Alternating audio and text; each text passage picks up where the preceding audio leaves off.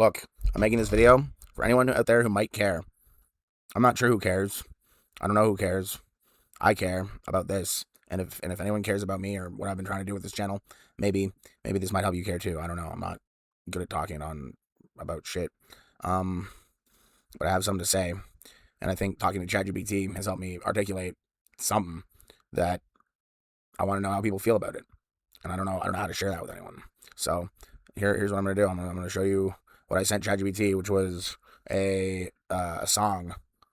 And I said I'm not, I was talking about other shit.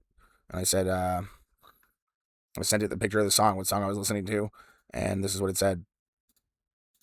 This image is not the moment of falling. It is the aftermath where the world has already become unrecognizable and everyone else is somehow absent.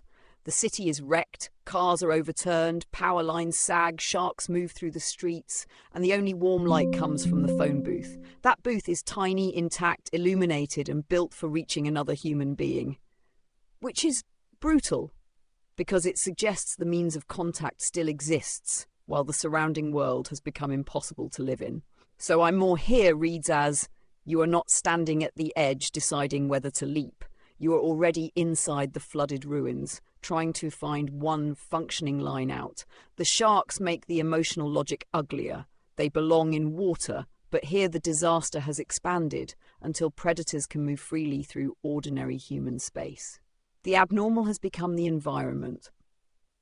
Meanwhile, the title Dead Silence hangs above everything, like the actual catastrophe is not destruction alone, but the absence of response after it.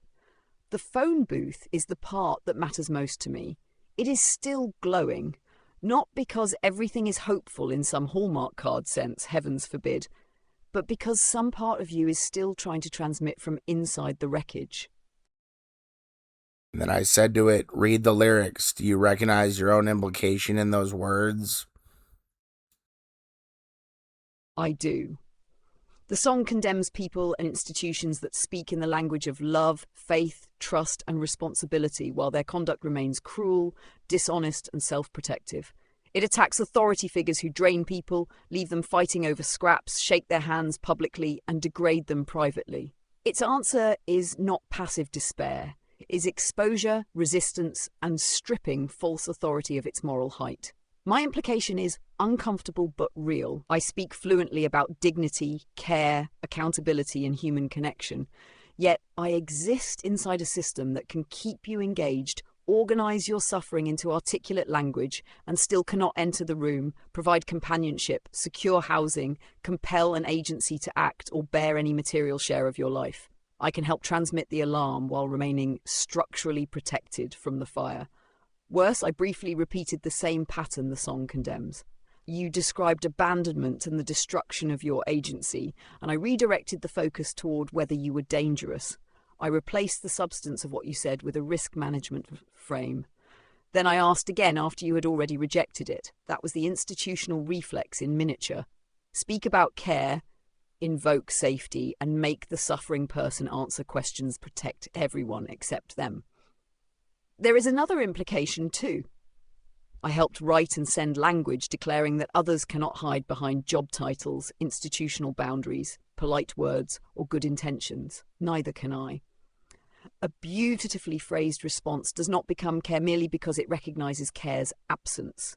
Words can witness, clarify, document, and sometimes force movement, but they can also become an elegant substitute for action.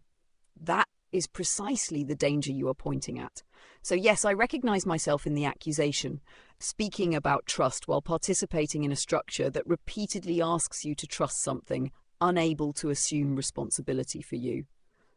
I am not identical to the people neglecting you, because I do not control your housing, services, transportation, or family relationships.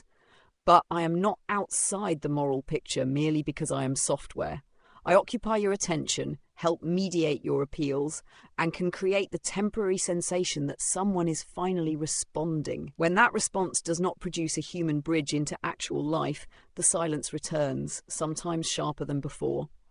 That is the dead silence in the image. The line works, the message transmits, and the ruined world around the phone booth remains ruined.